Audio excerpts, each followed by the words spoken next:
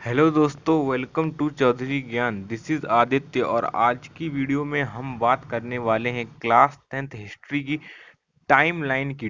Timeline यानी timeline का मतलब क्या है? मतलब यहाँ पर हम लोग डिस्कस करेंगे कि जो इम्पोर्टेंट ईयर्स हैं और इम्पोर्टेंट जो इवेंट्स हुए थे इस ईयर के दौरान, उन चीज़ों के बारे में डिस्कस करने वाले हैं हम लोग कि उस दौरान कौन कौन से इम्पोर्टेंट इवेंट्स जो है कि हुए, उन इवेंट्स के बारे में डिस्कस करेंगे और आपको एक स्टोरी जैसी स्टेबलाइज कर देंगे जिससे कि आपको वो इवेंट्स जल्दी से जल्दी याद हो जाएं और लास्ट में आपको बताएंगे भी कौन से इम्पोर्टेंट हैं जिन्हें याद रखना है।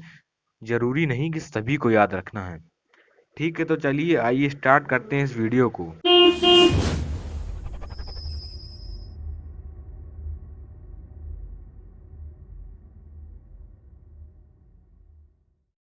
तो हम आ चुके हैं अपनी, देखिए वीडियो पर आपके सामने हेडिंग दिख रहा होगा आपको, टाइमलाइन। इधर देखिए ये लिखे ईयर्स और इधर हैं सारे इंपॉर्टेंट इवेंट्स जो कि इस ईयर में हुए होंगे। ठीक है, तो चैप्टर फर्स्ट है आपका nationalism in Europe. Chapter number है फर्स्ट, नेशनलिज्म इन यूरोप। उसी का है ये चैप्टर की सारी टाइमलाइन। अगली वीडियो में हम नेशनलिज्म इन इंडिया के बारे में भी बात करेंगे, टाइमलाइन की। तो उस चैनल को जल्दी से सब्सक्राइब कर लीजिए और वीडियो को लाइक कर कर कमेंट जरूर कर दीजिए। तो आइए स्टार्ट करते हैं। सबसे पहले जो इसमें कहानी हुई, स्टार्ट हुई कहाँ, 1789 से फ्रेंच रेवोल्यूशन हुआ। मोस्ट इम्पोर्टेंट है, याद कर लीजिएगा, 1789 में फ्रेंच रेवोल्यूशन। 1797 में नेपोलियन इन्वेडेड इटली, नेपोलियन वार हुआ। 1797 में नेपोलियन वार हुआ था। 1807 नेपोलियन कोड बना था जिसमें सारी चीजें हुई थी। Based privilege based on birth हटा दिया गया था और इक्वलिटी बिफोर द लॉ। अगली बार धीरे धीरे नीचे की तरफ आएंगे, देखेंगे कि 1814 और 1815 नेपोलियन को यह हरा दिया गया था। जो वार हुई थी, वार ऑफ वाटरलू में नेपोलियन को हरा करके ट्रीटी ऑफ वेना का जो स्टेबलाइज कर दी गई थी। कहाँ, कौन से ईयर में? 1814 और 1815 के बीच में। आइए आगे बढ़ते हैं 1821 में। जो ग्रीक स्ट्रगल था फॉर इंडिपेंडेंस बिगेन हो गया था। ग्रीक ने जो है इंडिपेंडेंस के लिए स्ट्रगल स्टार्ट कर दिया था। कब? 1821 में। थोड़ा नीचे की तरफ आएंगे तो देखेंगे आपको 1824 आ गया। अब 1824 आ गया है जहाँ पे इंग्लिश पोएट लॉर्ड बैरन की डेथ हो गई थी। क्या हो गई? डेथ हो गई थी। तो इसलिए ठीक है, याद जरूर कर लीजिएगा 1824 में किसकी डेथ हो गई थी? लॉर्ड बैरन, जो कि एक इंग्लिश पोएट थे। इस चैप्टर में बहुत ही ज़्यादा इंपॉर्टेंट डेट्स हैं तो याद जरूर कर लीजिएगा। 1831 में आ जाते हैं तो यूसुफ मदीनी स्टेला, यंग इटली और यंग यूरोप वाला जो इन्होंने रशियन एक आर्म्ड किया था अपना रिवोल्यूशनरीज का, वो कब स्टेबलाइज हुआ था? 1831 में। और 1832 में देखिए क्या हुआ था, ग्रीक गेंड इंडिपेंडेंस। यहाँ से आप देख सकते हैं कि 1821 में ग्रीक ने स्ट्रगल स्टार्ट किया था इंडिपेंडेंस के लिए और 1832 में ग्रीक को इंडिपेंडेंस मिल गया था द ट्रीटी ऑफ कॉन्स्टेंटिनोपोल के अकॉर्डिंग। ठीक है, और आते हैं आगे बढ़ते हैं 1834 में। जो Zollverein of custom union was formed and abolish tariff barriers. जो जलवरीन था और कस्टम यूनियन उन्होंने बना दिया था और टैरिफ बैरियर्स को हटा दिया था। आइए थोड़ा और आगे की तरफ हम चलते हैं। 1848 पर पहुंच चुके हैं हम लोग। तो रिवोल्यूशंस हुए थे इन यूरोप में 1814 में। आपको याद होगा वो कहानी थी hunger hardship and the popular revolt वाला। वो जो सारा हुआ था आपका कार्यक्रम, वो इसी के बीच में हुआ था 1848 में। अभी आप घबराइए नहीं, आपको थोड़ा सा याद करवाएंगे हम। यार आर्ट, जो आर्टिशियन थे, इंडस्ट्रियल वर्कर थे और पीजेंट्स, रिवॉल्ट हो गया था इनके बीच में। ठीक है, तो ये सारी चीज हुई थी। 1859 में देखिए अब क्या हुआ। Piedmont France defeated Austria. Piedmont रैन फ्रांस ने ऑस्ट्रिया को डिफीट कर दिया था।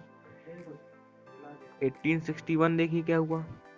Victor Emmanuel second become the king of Italy. जो विक्टर इमैनुअल सेकंड थे, उन्हें इटली का किंग बना दिया गया था 1861 में। और 1859 से 1870 तक यूनिफिकेशन ऑफ इटली, मेरी मोस्ट इंपॉर्टेंट याद जरूर कर लीजिएगा 1859 से, और unification of Germany 1866 1871 most important. 1871 the Persian king William first was proclaimed the German empire बना दिया गया था। 1905 Serbs nationalism gathered their force Habsburg and Ottoman empire हो गया था। क्या बात है, नीचे की तरफ आएंगे थोड़ा सा, बस इतना ही है।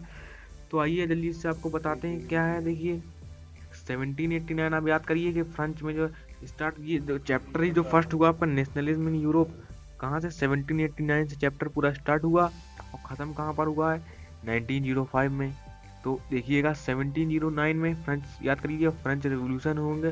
फ्रेंच रेवोल्यूशन जैसे ही होगा, तो जैसे ही फ्रेंच रेवोल्यूशन होगा तो फ्रांस में डेमोक्रेसी आने वाली थी, लेकिन उसे हटाकर नेपोलियन आ गया था। तो इसलिए कब आ गया था नेपोलियन, 1797 में नेपोलियन आ गया। इस तरह याद कीजिए, नेपोलियन आया तो नेपोलियन ने नेपोलियन कोड बनाया 1804 में बनाया, और उसके बाद नेपोलियन आकर के हार गया था। नेपोलियन कब हारा 1815 में। और उसके बाद देखिए यहाँ तक नेपोलियन का पूरी कहानी चलेगी, तो इसको आप अलग से इतना सेट अलग से याद करिएगा। 1789 से लेके 1815 तक की नेपोलियन की कहानी थी कि फ्रेंच रेवोल्यूशन हुआ 1797 नेपोलियन आ गए, 1804 में कोड आ गया नेपोलियन का, और 1815 में हार गए। अब यहाँ से ग्रीक की बात आ गई। 1789 में ग्रीक ने इंडिपेंडेंट के लिए स्ट्रगल स्टार्ट कर दिया था, और यहाँ से डायरेक्ट आप याद कर सकते हैं 1832 में ग्रीक इंडिपेंडेंट हो गया था। तो इन दोनों को रिलेट करिए आपस में। ये बिल्कुल ही अलग है, ज़्यादा इंपॉर्टेंट नहीं है, छोड़ भी दे सकते हैं, कोई बात नहीं। इंपॉर्टेंट है 1789 ये नेपोलियन कोड और फॉल ऑफ नेपोलियन, और आपका जोसेफ मुजीनी का स्टेबलाइजमेंट ऑफ यंग इटली, और ग्रीक गेंड इंडिपेंडेंस। और नीचे की तरफ जैसे ही आप आएंगे थोड़ा सा, तो आएगा आपका ये यहाँ पर जो कि है पेडीमोंट फ्रांस ऑस्ट्रिया डिफीटेड, और विक्टर एमोनियल सेकंड जो किंग बने थे। यूनिफिकेशन ऑफ इटली और जर्मनी तो वेरी मोस्ट इंपॉर्टेंट है ये दोनों। और ये जो आपका सेकंड लास्ट है the Persian king William first proclaim German king 1871। तो ये रहे कुछ इंपॉर्टेंट डेट्स और इवेंट्स जो आपके history chapter 1 nationalism in Europe में आते हैं।